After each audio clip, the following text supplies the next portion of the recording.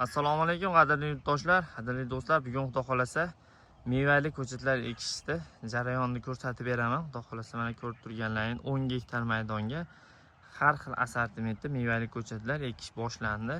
Yarimidan ko'p ekib bo'lindi. Xudo xolasa bugun sanamiz 26-oktyabr sanasida shu holatda yerda chuqur moshlatib, tekizlatib, mayin tuproq bilan shu ko'rganlaringdek o'rtasini arig'ida 60 ga olingan agatimiz, 60 agatga o'rtasini chizib olib 10 sm chuqurlikda chizib turib, qora gilos urug'larimiz achchiq olicha, mana ko'rib turganlar achchiq olicha urug'i bo'ladi.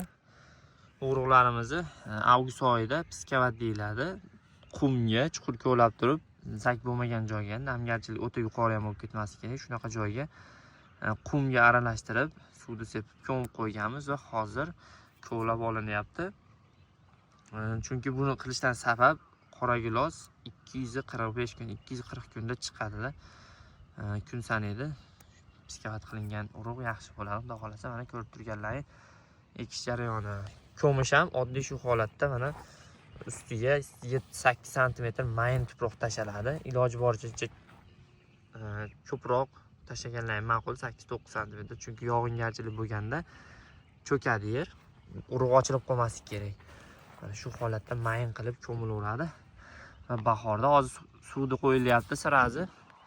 Mana bu yoqdan suv qo'yish bo'lyapti. Ekib turib, xudo xolasa 3 kun 4 kunda suvni qo'yiladi. Kimga shunaqa urug' kerak bo'lsa, urug'larimiz ham bor. Mevali ko'chat yetishtirmoqchi bo'lsa, urug'larimiz ham bor, aloqaga chiqaverasizlar. O'zbekiston bo'ylab dastavkalar bor. Mevali ko'chatlar kerak bo'lsa, mevali ko'chatlarimiz ham bor. Bemalol xarid qilishlar ham mumkin. Video yoqqan bo'lsa bittadan like bosib, dehqonlarga omad ketish esdan chiqmasin. Bu yoqda mana yana bir urug'larimizni ko'rsataman sizlarga.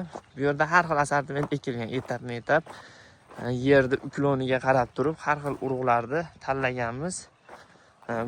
Achchiq olicha jicha nozikroq bo'ladi, shuning uchun uklonliroq, suv tezroq yurib ketadigan joyga ekish kerak. Bu yerda mana bex urug'larimiz, agar ko'rinayotgan bo'lsa, bex urug'larimiz ham sepib chiqildi. Bex, olma, har xil assortiment urug'lar mana bunisi olma bo'ladi.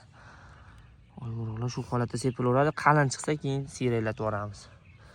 Videomiz yoqqan bo'lsa bittadan like bosib, podpiskani bosib qo'yinglar. Mevali ko'chatlarga qiziqqan do'stlarga ulashib qo'yamiz.